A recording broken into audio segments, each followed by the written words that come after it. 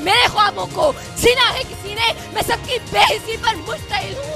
मेरे लहजे में सच का पाकपन है, मैं पाकिस्तान की जिंदा नस्ल हूँ। हम 16 करोड़ भिखारी हैं, हम भीख की गंदुम खाते हैं। ऐसे माहौल में, ऐसी फिजा में और ऐसे जमाने में कि हम आजाद हैं। लगाओ तुम आजादी के नारे लगाओ और इन नारों से हमें बहलाओ। मुझसे पूछोगे तो खंजर से अदू बोलेगा। पाकिस्तान किसी मुल्लायत की जागीर नहीं। और अब करारदाद की मुखालफत में अपने दलाइल पेश करने के लिए तशरीफ लाएंगी NCR-CET से रिमशा कंवल।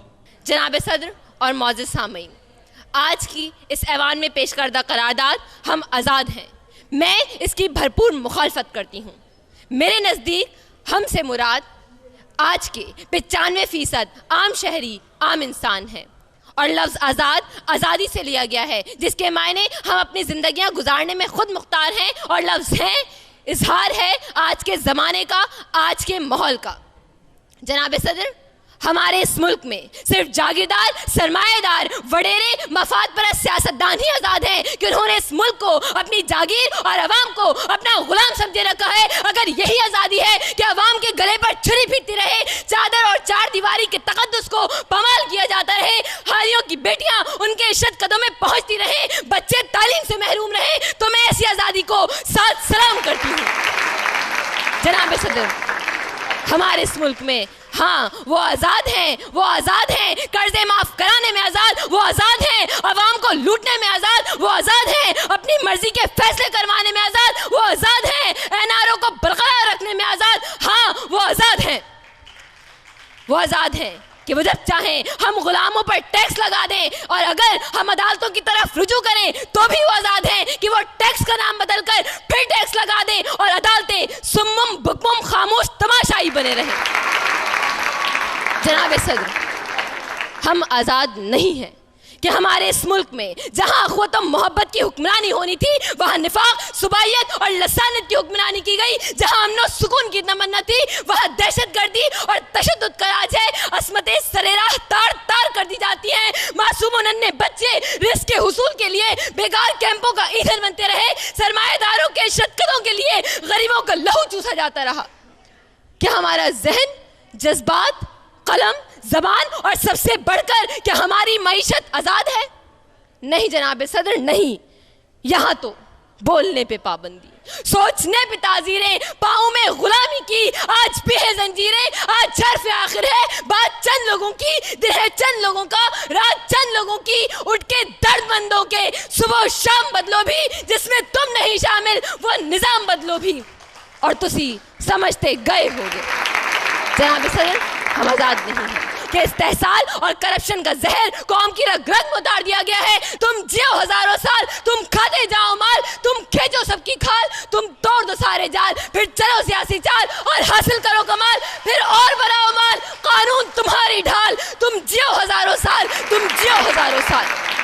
कहा जाता है कि जमहूरियत में आवाम आज़ाद होते हैं, मगर सिर्फ वोट डालने के लिए, उसके बाद नहीं। उठाए फिर अपने वोट। मैं देखती हूँ किस तरह इस नाम का खोट, मकारी, मुनाफिकत और दोहरे मेयार कैसे खत्म हो सकते हैं। यहाँ तो इनकलाब भी कुछ नहीं कर सकता। इनकलाब अजीम की बात करो, एहतिसाब की नहीं, इंतकाम की बात करो। और आखिर में सिर्फ इतना ही कहूँगी, मेरे ख्वाबों को छीना है किसी ने, मेरे ख्वाबों को छीना है किसी ने, मैं सबकी बेहिसी पर मुश्तइल हूँ। मेरे लहजे में सच का पाकपन है, मैं पाकिस्तान की जिंदा नस्ल हूँ, मैं पाकिस्तान की जिंदा नस्ल हूँ। पाकिस्तान जिंदाबाद। ये थी NCR-CET से रिमशा कंवल। और अब तशरीफ लाएंगी उर्दू यूनिवर्सिटी से मारिया अब्दुल्ला। सदर मोहतरम, तारीख गवाह है कि दुनिया में किसी भी कौम, मुल्क, नस्ल, ग्रोह और मजहब को सबसे ज़्यादा नुकसान उनके अपने अफराद ने पहुंचाया है। बैरूनी कौमें उस वक्त हमलावर होती हैं जब अंदर मुनाफिक मौजूद हों। कायदे हिज़्ब इख्तिलाफ कौन होते हैं? अशरफुल मखलूकात को कमतर और पाबंद साबित करने वाले। वो कानून फितरत के मुखालफत के मुर्तकिब हुए हैं। इसकी सज़ा इन्हें ज़रूर मिलेगी, लेकिन इनके कहने से कानून फितरत नहीं बदला करते। जाते जाते कायदे हिज़्ब इख्तिलाफ को कहूँगी कि गया दौरे सरमायादारी गया, तमाशा दिखा के मदारी गया। शुक्रिया। ये थी मारिया अब्दुल्ला। आपका ताल्लुक़ उर्दू यूनिवर्सिटी से था और आप करारदाद की हिमायत में अपने दलाइल पेश कर रही थी, और आप करारदाद की मुखालफत में अपने दलाइल पेश करने के लिए तशरीफ़ लाएंगे मोहम्मद अली जिन्ना यूनिवर्सिटी से राहील अख्तर। हमारा हाल जिस हाल में है उसका अहवाल ये हॉल खूब जानता है। लफ्ज़ आज़ाद कि जिसके लग़वी माने खुद मुख्तार, बेक़ैद, बेखौफ, और वो जो किसी का पाबंद ना हो, तो ये भी ठीक कहते हैं कि हम आज़ाद हैं। ये बिल्कुल ठीक कहते हैं कि हम आज़ाद हैं, तभी तो बेखौफ हम पाक रेलवे के इंजनों को चुरा कर अपनी फाउंड्रीज में पिघला दिया करते हैं। हम आज़ाद हैं तभी तो किसी बात के पाबंद नहीं, और इसीलिए अपने रायवंड और सिरे महल की तामीर की खातिर इस कौम के सामने कभी कर्ज उतारो और मुल्क सवारों की मुहिम्मात लाई जाती हैं, तो कभी हम इस कौम के नाम पर किए गए सौदों में अरबों रुपए के कमीशन खा खा कर अपनी जायदादें खड़ी करते हैं, क्योंकि हम आज़ाद हैं।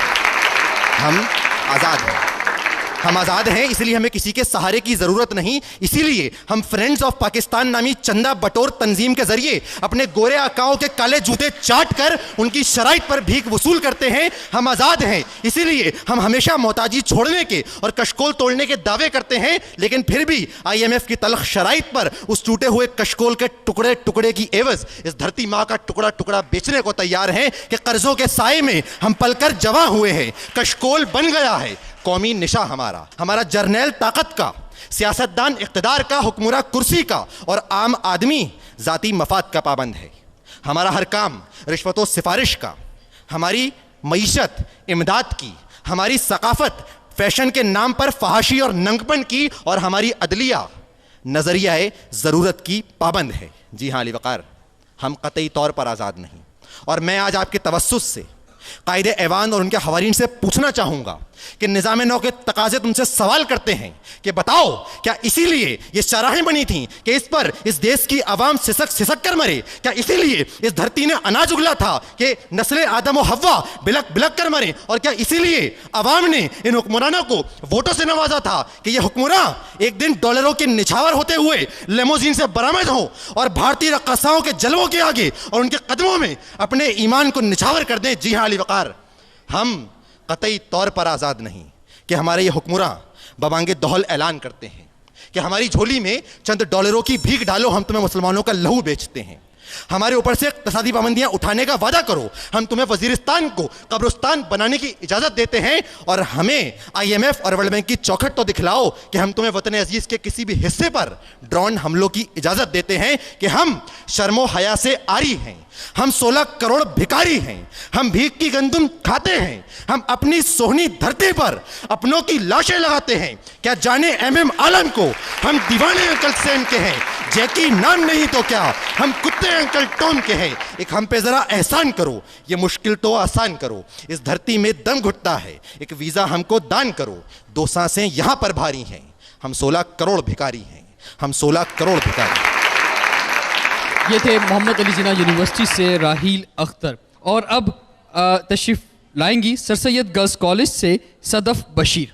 आप करारदाद की हिमायत में दलाइल देंगी। जनाबे वाला, तारीख़ इंसानी का मुताला करने से एक बुनियादी बात सामने आती है कि इंसान की पूरी ज़िंदगी आज़ादी हासिल करने या उसको बरकरार रखने के गिर्द घूमती है। सुकरात, अरस्तु, अफलातून, टीपू सुल्तान, अल्लामा इकबाल, कायदे आज़म, ये तमाम इसी आज़ादी की कहानी के किरदार हैं। जनाबे वाला, इस करारदाद की मुखालफत करने वाले यकीनन उन तागूती ताकतों के अलमबरदार हैं जिन्होंने हमेशा कश्मीर, चेचनिया, बोस्निया और इराक़ की सूरत में इंसानों को आज़ादी से महरूम रखा हुआ है। जनाबे वाला, हम इस आज़ादी को कैसे फरामोश कर सकते हैं कि ये आज़ादी तो हमने बहुत कुर्बानियाँ देकर हासिल की है। इश्क व आज़ादी ज़ीस्त बहार का पैगाम है, इश्क मेरी जान, आज़ादी मेरा ईमान है, इश्क पर मैं वार दूँ अपनी सारी ज़िंदगी, आज़ादी पर मेरा इश्क भी कुर्बान है। शुक्रिया, बहुत बहुत शुक्रिया। हमारे साथ थी Sadaf Bashir sir Syed girls college से। और अब जो डिबेटर हमारे साथ यहाँ पर तशरीफ़ लाएंगी वो हैदराबाद से स्पेशली तौर पे तशरीफ़ लाई हैं यहाँ पर इस प्रोग्राम में पार्टिसिपेट करने के लिए। तो कराची वाले हैदराबाद वालों का ज़बरदस्त इस्तकबाल करेंगे। एक्सीलेंस गर्ल्स कॉलेज से उनैज़ा सहर जई साहिबा, आइए। जनाब सदर और मौज़िज़ हाज़रीन, आज़ादी